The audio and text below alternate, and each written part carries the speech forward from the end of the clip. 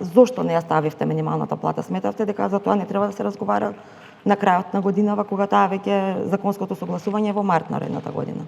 Апсолутно не, бидејќи секогаш дневниот ред на економско-социјалниот совет не само ова година и минатите години бил отворен, од отворен тип, така да под точка разно или може дополнителни точки да се стават и ние секогаш, никогаш ни една од точките која е ставена и не е одбиена од страна на партнерите кои се во економско-социјалниот совет, меѓутоа ние го имаме истиот став повеќе од една година.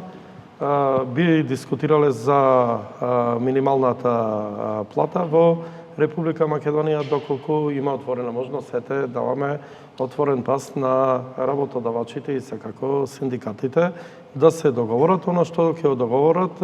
Многу е лесно, едноставно, со консензус ќе го изгласаме, а владата со задоволство ќе го прифати. До периодот, дури да се договорат секако двете страни, за владата важи онаа формула која е предвидена со закон за минимална плата, кој што закон важи неколку години и е направен врз одредени параметри и анализи во претходниот период. Меѓутоа, сега економски ако дискутираме колку таа формула е добра или не е добра, тоа е веќе друга тематика. Меѓутоа, нека сите овие страни на еден од тие економско-социјални совети ја прифатиле таа формула и таа формула до ден денес се применува, владата ја почитува формулата, односно законот и формулата предвидена во тој закон за пресметување на минимална плата.